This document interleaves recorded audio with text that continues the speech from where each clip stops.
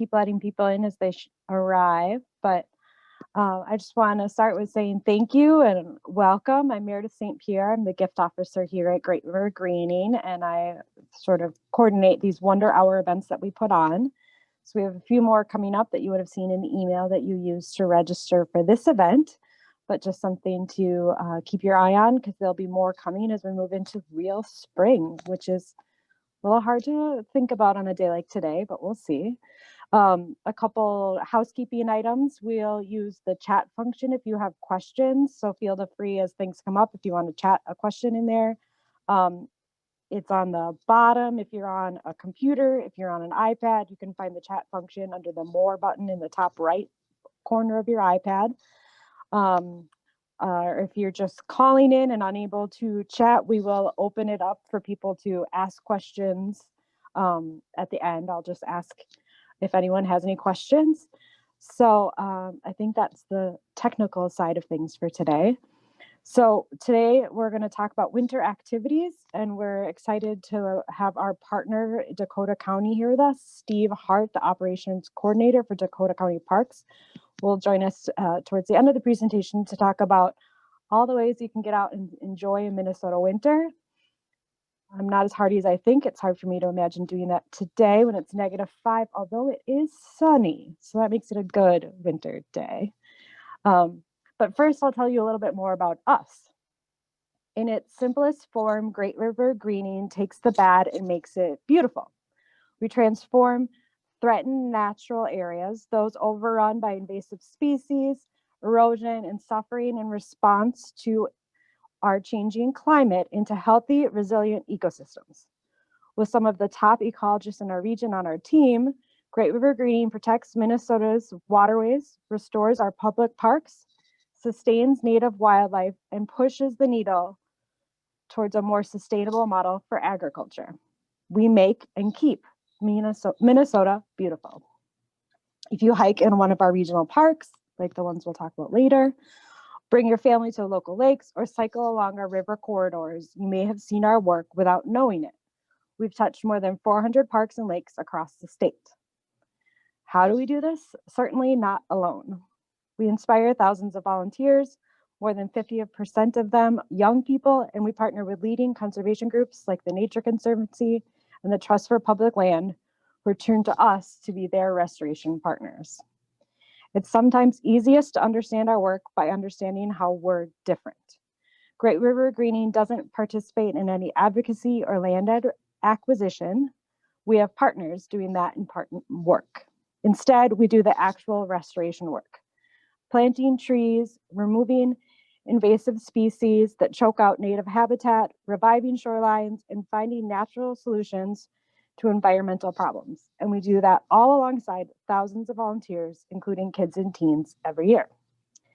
To illustrate our impact in a little more visual way and with a little more knowledge, I'm going to turn things over to Becca Tucker, our Metro Program Manager here at Great River Greening, who will talk about our work with Dakota County and Lebanon Hills. But first, let me share my screen. Well, hi, it's good to see all of you today. I'm pretty excited to have this whole virtual format moving forward so we can still be communicating with people who are interested in the work, interested in getting out and seeing this for themselves, while also still not being outside on a negative whatever temperature degree day is, and being safe from safe in where we are. So as Meredith said, I'm Becca Tucker. I'm the Metro Program Manager for Great River Greening. And we do a lot of work in the winter. And one of the things that we're doing is coordinating with Dakota County and its many really fantastic regional parks. And what I'd like to talk a little about today is that specific work that's going on at Lebanon Hills. And this is a fairly large regional park in Dakota County in Egan. And we've got a lot of work going on there this winter. If you've been to that park before, you're familiar with its wonderful hiking trails, and this time of year, ski trails, which we'll talk about a little bit later. But what I want to do is to highlight the winter work that we are doing right there. So the picture that we've got up right now is a pretty good example of that park in the summer. You've got lots of lush green vegetation, tree canopy, making it nice and dappled shade with paths running through it. What we're looking at here is on the left-hand side, we've got pretty short vegetation. Center, we've got some fantastic Dakota County natural resource staff looking at things and holding clipboards. And on the right side, we have pretty dense vegetation that you can hardly see through. A lot of that dense vegetation on the right is buckthorn. And buckthorn, if you've heard of it, if you hadn't, it's a pretty invasive woody shrub that was brought from Europe to act as hedge plants for housing, street line, that sort of hedge development. And it's really good at what it does. It grows quickly, it grows densely, and as you can see on the right, it's really kind of takes over any area that it happens to grow in. And a lot of these regional parks have a lot of buckthorn. We can go forward one slide. So what we're doing at Lebanon Hills with Dakota County is taking advantage of these winter conditions and coming in and doing a lot of natural resource work.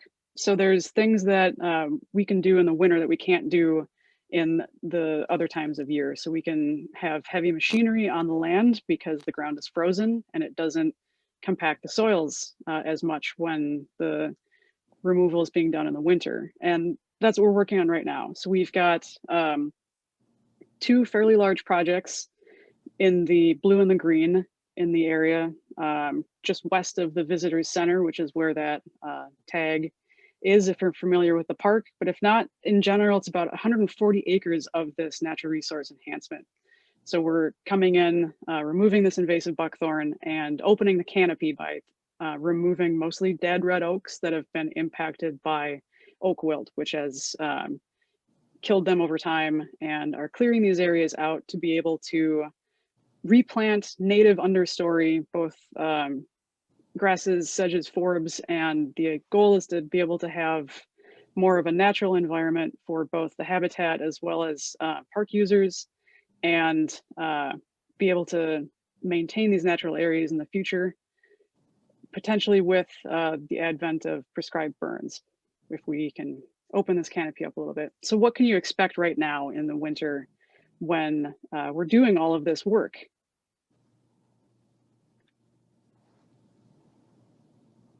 Quite a bit of change.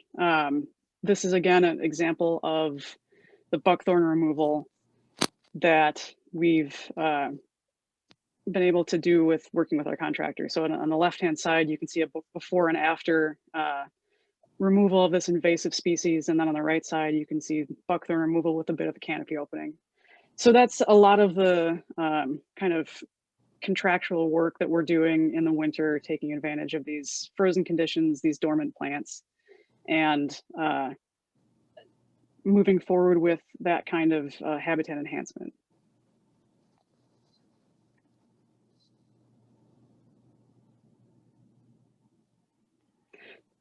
And now to kind of talk about the fun things that you can do outside in the winter, besides remove invasive species and walk around and be cold. We'll turn it over to Steve, and he can talk about what you can do in these Dakota County parks and other areas that are near you.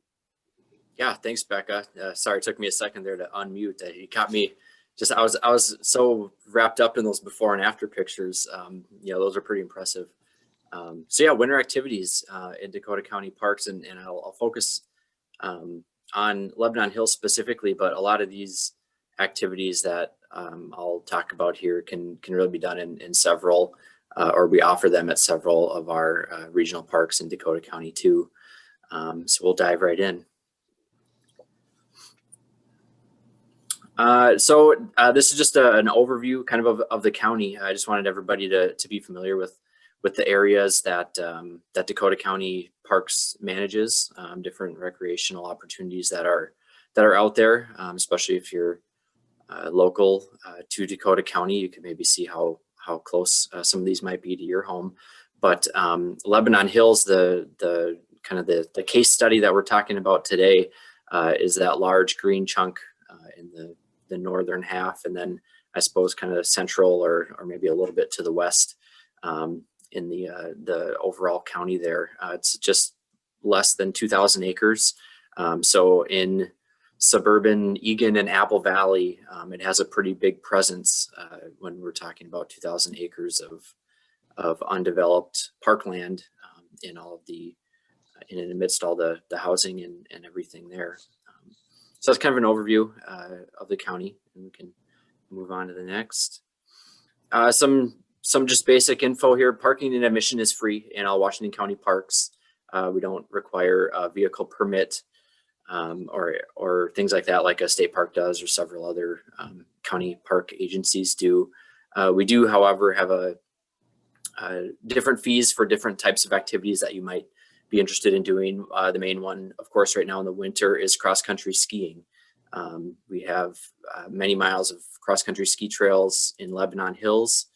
I believe it's close to 12 to 15 miles in Lebanon, and we, like I said, we do require a ski pass for any adults using the trails. No pass required for if you're bringing any kids out there. In addition to Lebanon Hills, we also have groomed cross-country ski trails in Whitetail Woods Regional Park, which is between Rosemount and Farmington, kind of right in the center of the county. And then also at Spring Lake Park Reserve, which is between Rosemount and Hastings, out there near the Mississippi River, and really on the banks of the Mississippi River. So that's a neat spot too. Not all of the trails in the winter are for cross-country skiing. We do maintain and keep a hiking designation for some trails in all those parks that I just listed there. And of course, on the hiking trails, you can also snowshoe, walk your dog, that sort of thing. So we try to keep a good balance of the skiing and hiking so that we can offer something to as many users as possible. Also at Lebanon Hills and also at Whitetail Woods, we maintain some groomed sledding hills too, for kids mostly. The Whitetail Woods hill is a little bit more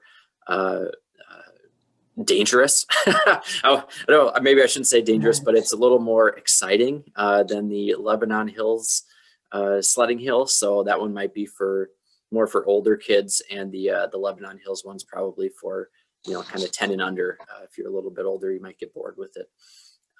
But we can move on to the next.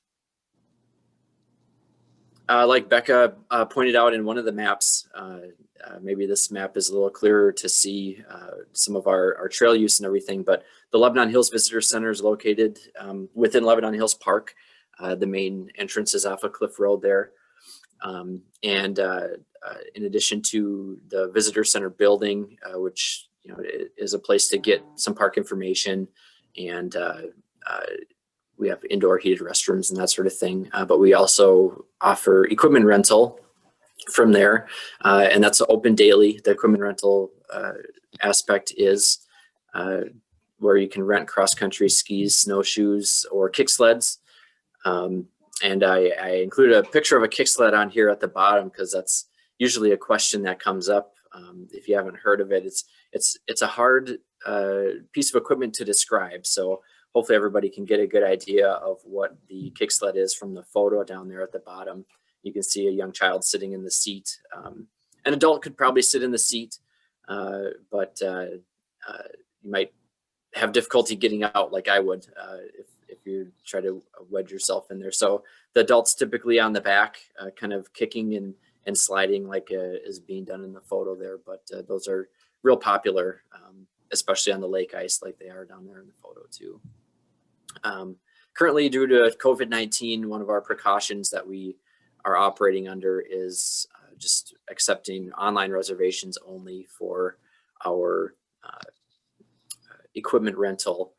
just to limit the amount of time that's needed to spend indoors, and that sort of thing, trying to cut down on the contact with staff and everything. And that's been working well.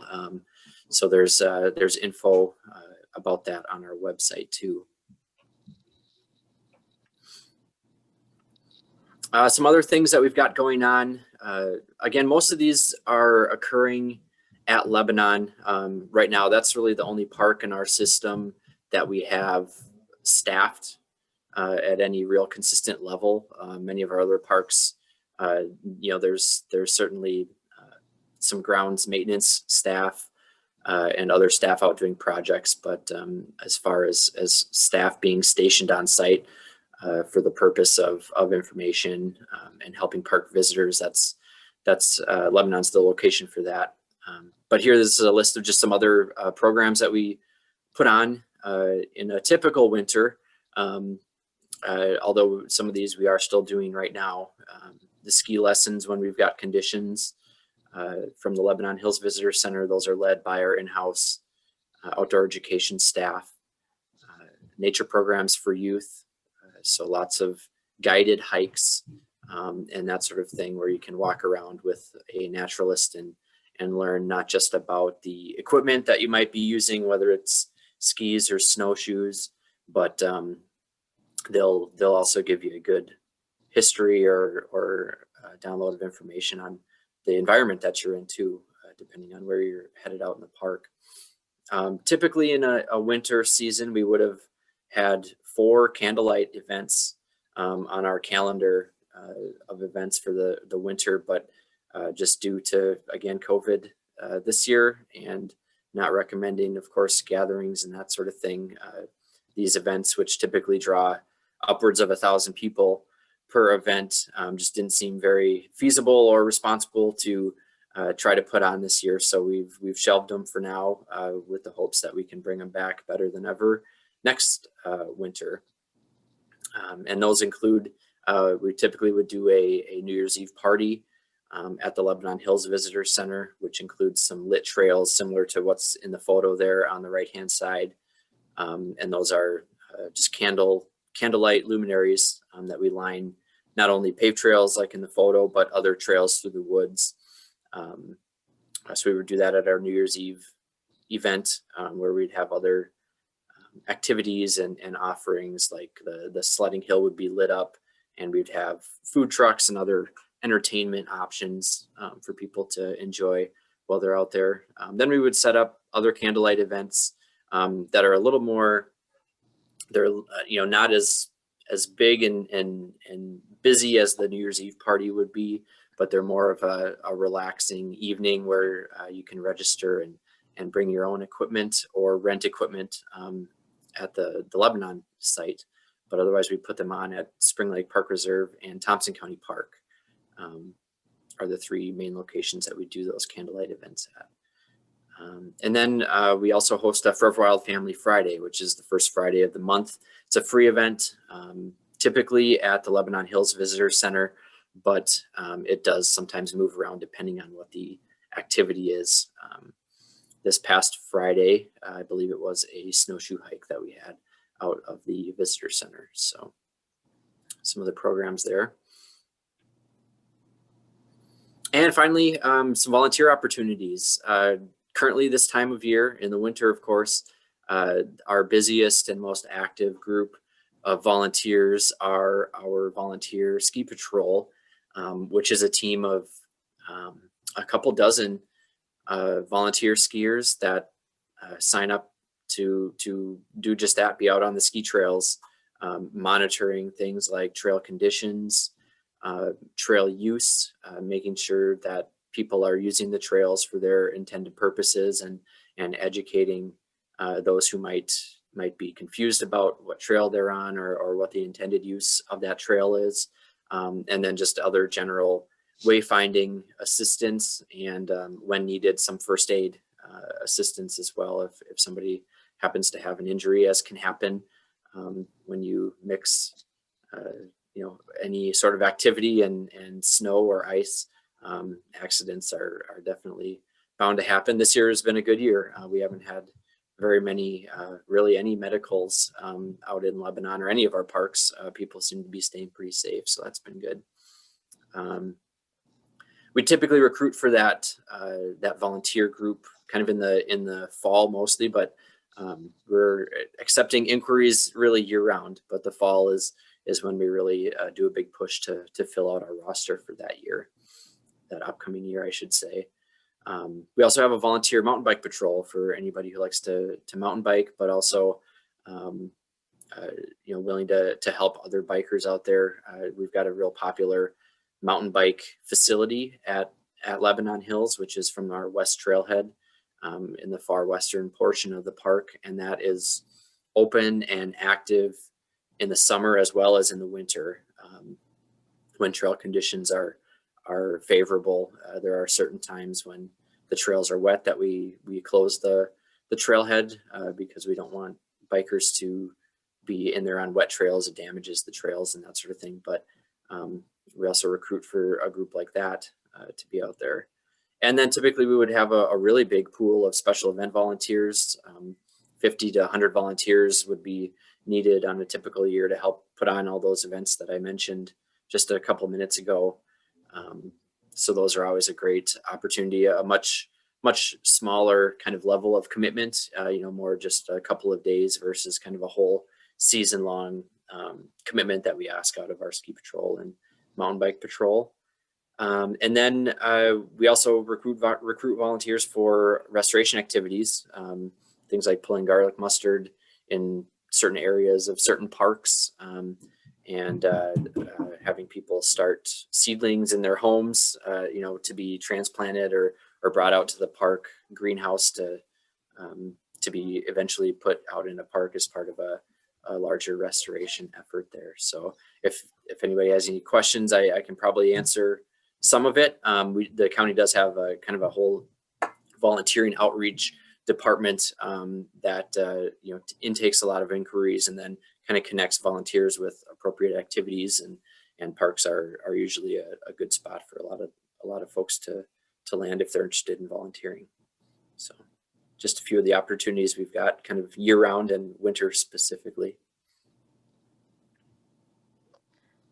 Pass it back to Becca to talk about another opportunity at Lebanon Hills that we have right now. Yeah, so we've talked about all kinds of activities that people can do in the winter, from skiing, snowshoeing, all that sort of maybe more equipment ready kind of things. But we also just would love to encourage people, maybe not today, again, safely going outside and just enjoying and seeing what's out there in the first place. So we have all kinds of dormant plants that are still there. We've got, you can do grass tree ID in the winter.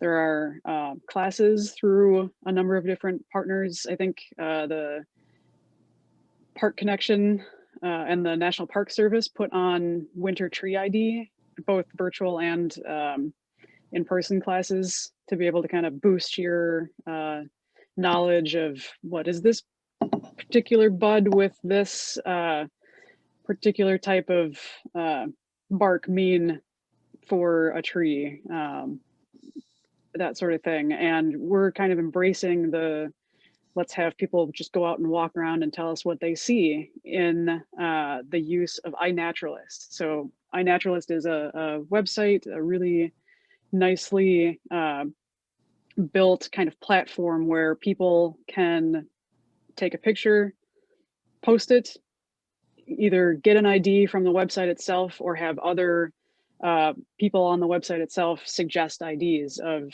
I saw this, in this case, spiderwort at Lebanon Hills. Post it, tag it with where the picture was taken, a little bit of information about where it was, when you took it, and go from there. And that little piece of information is both fun. I find it exciting just to kind of collect these observations, but it's also really useful. So we've got all kinds of land managers that we work with, or just us personally on our own projects. We love to know what's out there right now. This particular project, this Lebanon Hills Restoration Observations, is kind of targeted towards keeping an eye on that work that I described in the park and that 140 acres that we're working on right now. So we know we're doing all of this large, visually impactful, ecosystem impactful work this winter, and we want to see what's coming back. We want to know what animals are using these spaces now that they're a little bit more open. And then especially come this spring, we want to know what kind of species are coming in after we've removed this really dense thicket of buckthorn. So we've created a project in iNaturalist to be able to track that. And we've put borders up virtually around the project. And anyone who takes a picture and makes an observation within those borders will get added to this project. So as of, I think this morning, there were 5 observations. I took one, and then a couple other users added some more, to just kind of build that list of plants and animals and fungi and all kinds of exciting things that we're seeing within this area. So that's another avenue of both winter ecology, natural history observation kind of things that we're looking at using, in this case, a web platform to kind of, again, connect all of us with the outside, no matter what the temperature is, but again, be safe. Very cool. So here are links to our website, the iNaturalist, and Dakota County Parks. I will email this out to everyone as well. And then a request for the tree ID class was made, so I will get that link as well to share with everyone. So if you have a question, you can drop it into the chat, or you, in a moment, can ask. You can use the raise your hand feature in Zoom if you'd like, or just ask to be unmuted and you can ask your question live. But we do have a question for Steve. Can you talk about the difficulty of the ski trails? Yeah, definitely.